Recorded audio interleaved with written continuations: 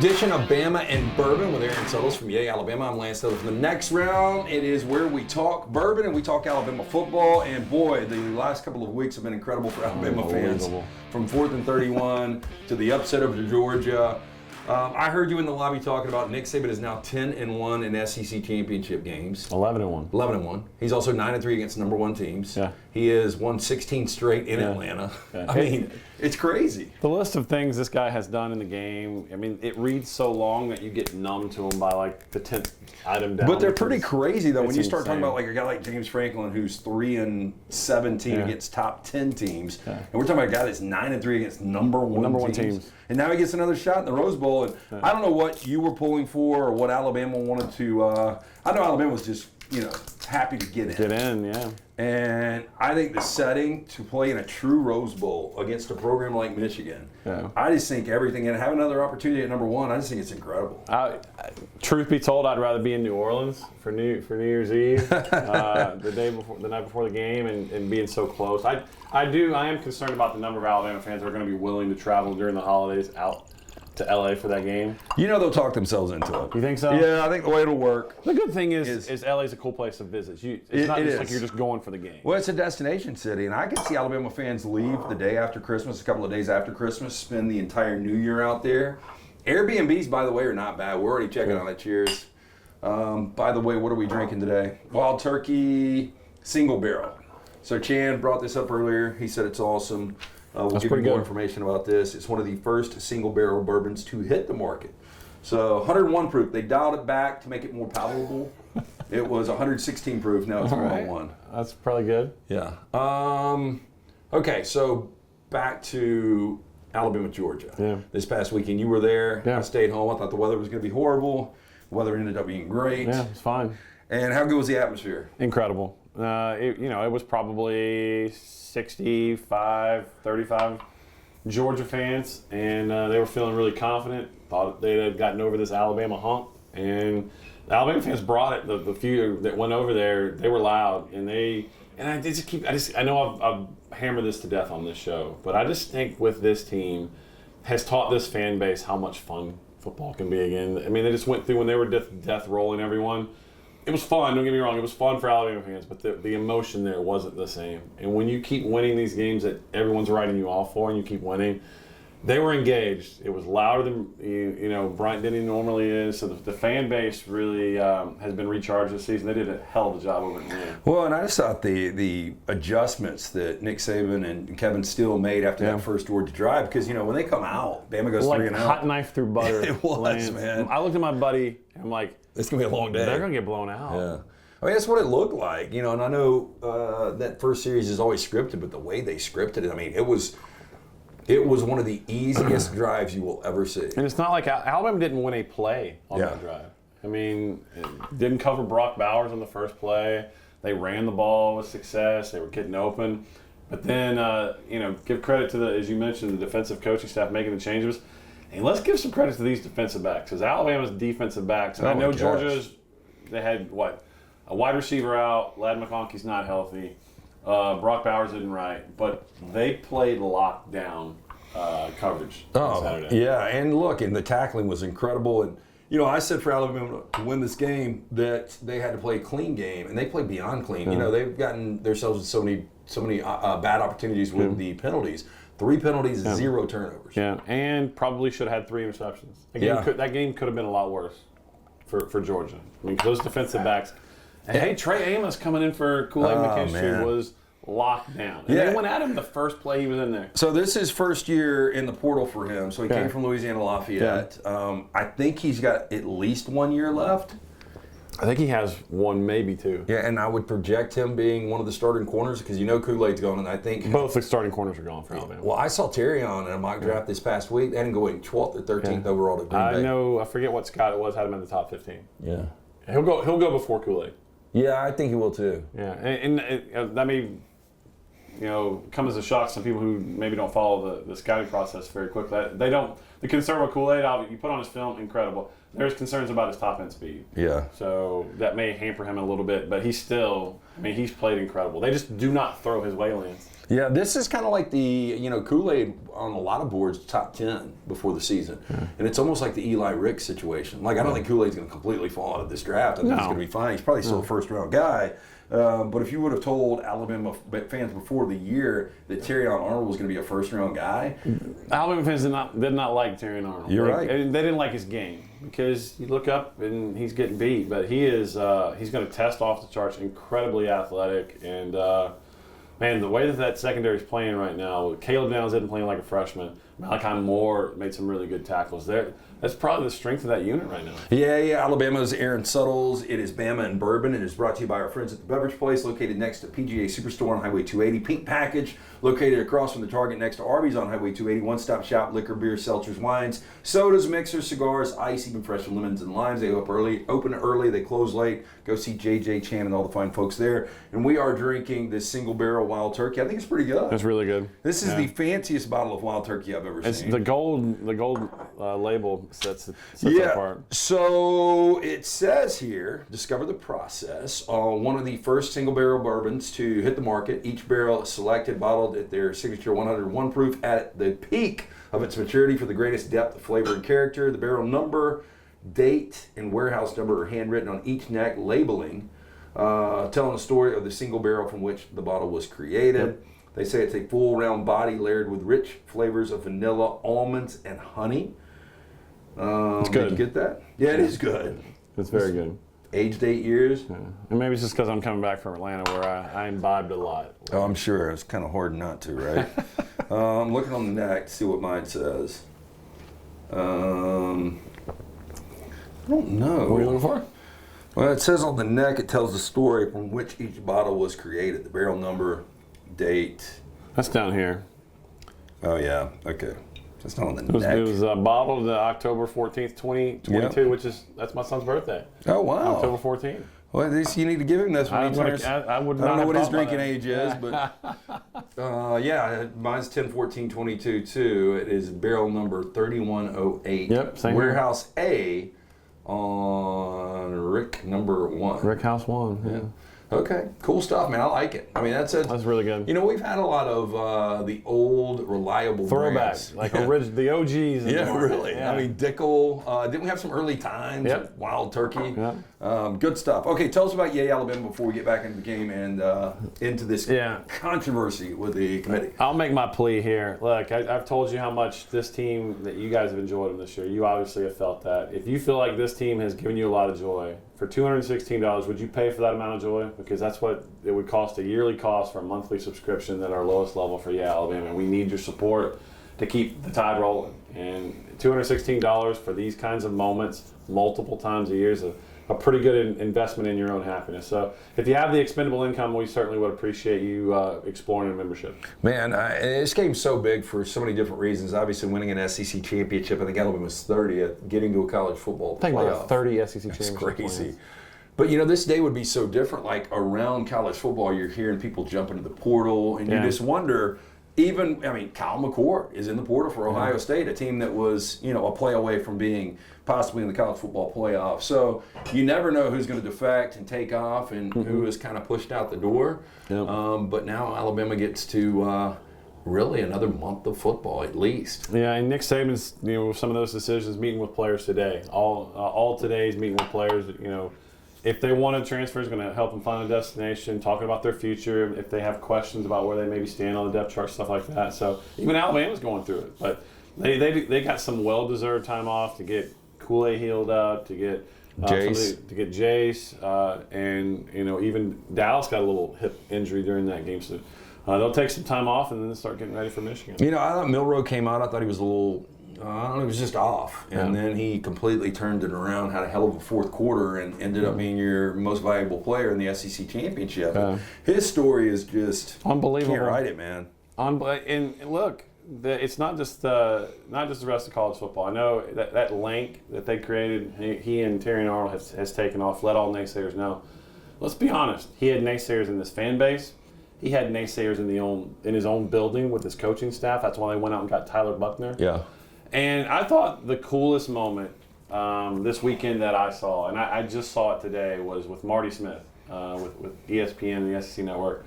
He got Jalen during an interview on the field after the game. And at one point, he asked him a question, and Jalen just breaks down crying. And he stops, he goes, forget that question. Tell me why you're emotional. He's like, everyone in the world gave up on me except myself. And man, if that didn't hit me right in my feels, because it's absolutely true. Yeah. I mean, it's absolutely, no one, maybe besides his teammates, believed in Jalen Milroe. And the fact that he won the MVP of the SEC championship game of the two-time defending national champs in their own backyard with a Mercedes-Benz that was rocking for Georgia, that he did that, you can't help but feel good for that. Well, we have Joel Klatt on from Fox every week, and this is probably 2 months ago when everybody was really doubting Jalen before he turned the corner. And we were talking about Cam Ward, who, by the way, is in the portal. Yep. I've got a prediction. He's going to Ohio State. We'll see. But Joel Klatt said if Alabama had Cam Ward, they'd win the national championship. I just threw out a random quarterback. I remember when you told me that. Yeah, and so now you've got a quarterback that is better than Cam Ward, at least the way they're playing right now. So, I think a lot of people believe now that Alabama is in this thing. They're the team to beat. I know they're a slight underdog against Michigan. The number opened at 2.5. That surprised me, by the way. Me too. I thought it would be the other way. Yeah, I did too. Yeah, Alabama's just never. Underdogs in back-to-back games, and Ryan Brown brought this up in the next round today. I don't know when that's ever happened. I think by the time that game goes off, Alabama's favorite. I wouldn't be shocked. I think it'll be right around. And I want to point this out too. I think let's give Tommy Rees a lot of credit.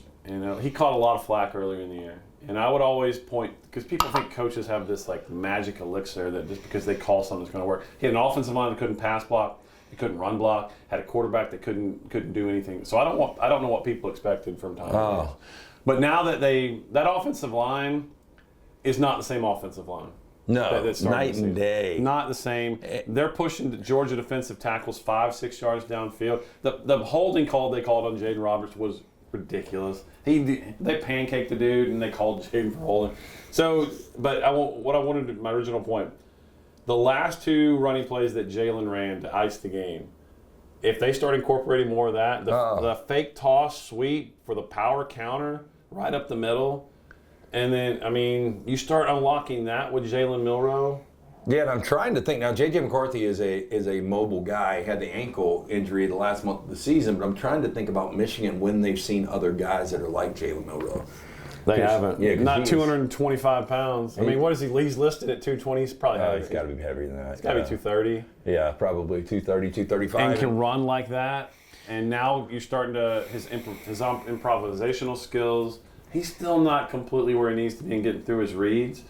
But I thought what he did in the fourth quarter, particularly patience, and now he's starting to hit the check down.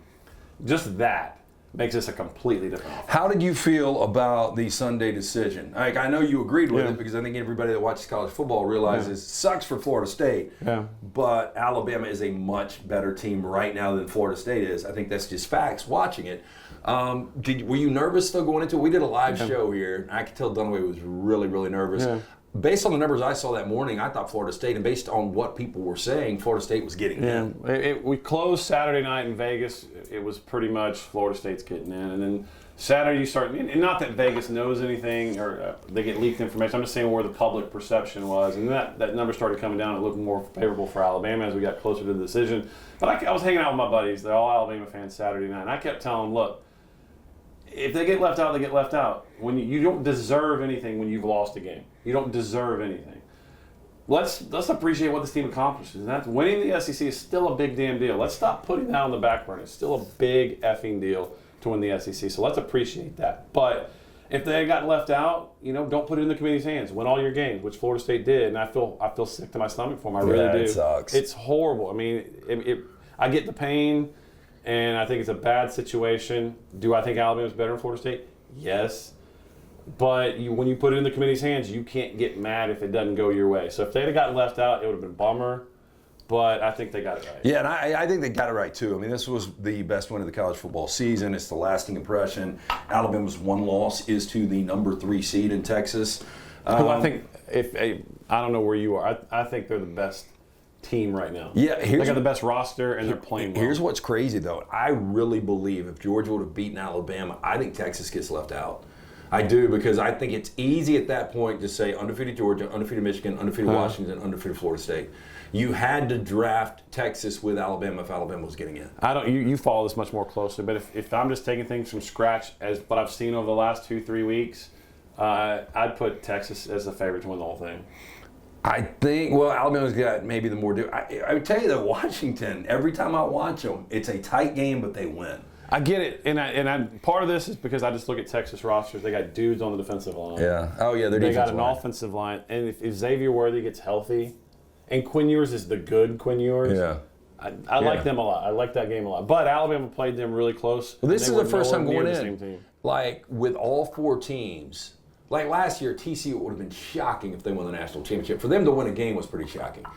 But going into this year, it feels like all 4 teams. Like I would not be blown away with the experience of Michael Penix if they beat Texas and then in a 1-game situation. I think they're good enough. I know I'm going to catch grief for this. I think if I had to rank them in order, I think Michigan might be my 4. Really? And that's no disrespect to Michigan. Please don't take it that way. They are physical.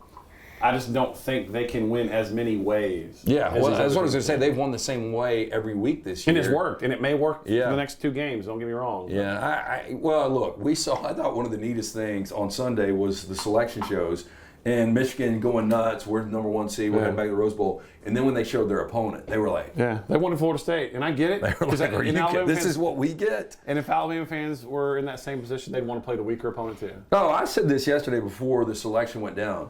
I said, if you're Jim Harbaugh and the selection committee said, "Hey, look, here's the teams we're pulling from: Alabama, Ohio State, Georgia, Florida State. In order, how do you want to play those teams?" Florida State would have been number 1. We want Florida State really bad. So because Florida State seemed like that was going to be a gimme if they did get in. It would have been. I mean, Michigan would be a 2-touchdown. It would have been. The way I was thinking about it, I never would have stated this publicly, but the way I was thinking about it, it was almost unfair to the other 2 teams. It was almost not that. Because, again, I don't want to take anything away from Florida State because defensively they're pretty damn good. Yeah, they are. Lance, and they're really good. But they're just so limited right now offensively that it would have been an unfair advantage to the other 2 teams in the college football playoff. Not that it wouldn't have been a bye, but you get what I'm saying. Oh, yeah. But Michigan at the same time would say, hey, look, I think we deserve that. We were pretty much wire to wire. And I said that, look, it's the last year of this. Why in the hell not have a playing game? And look, you think Alabama... You know who we have to blame for not having a 12-team Jim playoff Phillips, right now. The ACC commissioner. Pac-12, Big Ten, ACC. Yeah. Well, let me ask you this. If Bama, if they would have said, hey, look, instead of this really going down to the committee, it's between you and Florida State, y'all just play your way in. Yeah. I think Bama would be like, done. What would that number be? Oh, it'd be 14-15. Yeah. I was thinking 12.5. Yeah, again, it sucks for Florida State. And I don't want to glance over that. It sucks. If you win your league and undefeated, you should. Most years you're getting. But again, and you beat 2 SEC teams on the road. You do, but you just keep going back and you start looking at their strength of schedule, which there's no comparison between the 2. I think they got the 4 best teams. I do too. Yeah, but it doesn't stop me from feeling sick for Jordan Travis and for Mike Norvell, who's a rising star, by the way. I think he'll end up getting the Coach of the Year. I think it's well deserved. Yeah. But I think, hey, dude, you got railed so bad. Yeah. And then, if they win, they're going to get AP votes for number 1. Oh, yeah. And that's what it kind of sucks. I was talking about the narrative coming out of the Orange Bowl. Like, if Georgia whips their ass, everybody's going to be like, well, look, Florida State just wasn't into it. Yeah. They were so beat up about not getting to the college football playoff. And on the other side, Florida State wins, everybody's going to say, told you, they should have been in. Now they're co-national champions. If Florida State wins that game, Georgia mentally is not into that If Florida State beats Georgia by more than 3 points, Florida State might get enough of the AP vote to get a split. Yeah. Yeah. I'll say this: Mike Norvell is I don't think people realize how far Florida State had fallen after Jimbo Fisher. And I don't know when Nick Saban's going to retire, but you got to make the phone call to Mike Norvell. He recruits. He develops. He builds program. I don't know who the next guy is, and I don't know when Nick Saban's going to retire. I know that guy earned a lot of respect this year. Oh, no doubt, and he earned a lot of respect yesterday. He came out and went scorched earth on the committee, and then kind of walked it back a little bit by saying, I don't want to disrespect the Orange Bowl. Yeah. We're happy to be here. That's what I want to talk about right now. Kirby Smart, Georgia, the Orange Bowl. So I think he's a likable guy. I agree with you. I think he's done a hell of a job. Kalen DeBoer, quietly, though, has done a masterful job. Those are, to me, it comes down to those two for your National Coach of the Year. Kalen DeBoer or Mike Norvell. I'd throw Sark in there. Sark would be in the mix, no doubt. Yeah. And look, I watching, I don't know how much Big 12 championship you watched this weekend, but They're in their bag right now, man. they are. But Sark I like is in the his fact bag. he took accountability for a terrible delay of game that ended up costing him a field goal at half. I respected that. His embrace with Quinn Ewers after the game I thought was awesome. So I think Sark has grown tremendously as a coach. A guy that had never won double digits games before is now in a college football playoff. But these brands, man, when you're talking about the worst brand is Washington. How about that? Who's got some history. You've got Alabama, Michigan, and Texas in this thing. Yeah. I mean, it's going to be a fun month, no doubt about it. I can't wait. And I think the committee got it right. It doesn't mean that I don't feel empathy and feel sick for Florida State because they had every right. That's why you would not have heard a peep out of me had Florida State gotten in and Alabama gotten in. It would have sucked, but this is one of those years. I can make just as good a case that I feel sick for Georgia. That's a damn good football team that took Alabama. They go from right 1 the to wire 6. Without McConkey being healthy, without the best player in college football, in my opinion, and Brock Bowers being healthy. He wasn't right. And they're playing, I think Kirby said a couple freshman linebacker. Georgia ain't going away, folks. No. And the only thing, I'm there with you. The only thing I would have said if Florida State was in instead of Alabama is this is not going to be a whole playoff. Because I do think Michigan would have walked at that point. They would have. Yeah, and now absolutely. I think you got 2 coin flip games. We'll see. Once again, yay, Alabama. How do people get involved? And this is one of the reasons now that everybody's on what they call even playing surface. This is one of the reasons that Alabama's back in a college football playoff because of the collective. Yeah, if you want to be able to be competitive in the portal with maximizing potential players, potential NIL, we need a full call. We need a full coffer. And part of that is donating and giving to the NIL. And the best way you can do it is a subscription, yay-alabama.com/fans. Find the membership that meets your level of commitment and contribute to your own happiness. Because I know as I was leaving the stadium Saturday night, there were a lot of happy Alabama fans. And part of keeping that Alabama competitive, because everyone now can change their roster just like that with the right guys. And to keep Alabama in that position, we need to be competitive. Hey, and this show is always brought to you by The Beverage Place and Pink Package, both located right there off of Highway 280, one-stop shops for liquor, beer, seltzers, wines, sodas, mixers, cigars, ice, even fresh lemons and limes. Get in and see JJ Chan, fine folks there. And again, shout out to Wild Turkey. I agree. How about that? I could sit here on a Monday and just continue to talk football and drink. Well, let me ask you this. So we're having a tacky sweater Christmas party on Saturday. We brought in a bartender, so I'm trying to figure out of the ones that we've done this year, which ones should I roll out? We got some good ones. We appreciate all the ones that we get. Here's a couple, and not to step on the toes of the chicken kicking here, Wild Turkey, but like we had this Evan Williams small batch. We've got this early times. These are good if your guest won't mix it. Yeah, you know? that's a good call. If they want to do a little bourbon and Coke, those are pretty good. And obviously, you can throw out the Woodford. Do that neat. I love that one. Took that to Georgia with me. Did you? Yeah. Yeah, mine's gone. My Joe Blow's batch. I love how you get after it. I know. Respect that. I respect that game. Yeah, I mean Fridays and Saturdays are my bourbon nights. I love it. Yay, Alabama. Bama and bourbon. Tell your friends. If Absolutely. you like Bama, you like bourbon, then you're going to like this podcast. Give us some thumbs up, like, and subscribe. It is on Roll Tide Pods. We appreciate you guys tuning in. We'll be back next week. Continue to update you on any injuries. We'll talk a little basketball. Yeah. Where it's going to be a rough month for Alabama, I feel like. I They go from Creighton to Arizona. They get Purdue. Yeah. So we'll see what happens. But yeah, we'll talk some hoops next week. We'll continue to talk football. It's Bama and Bourbon right here on Roll Tide Pods.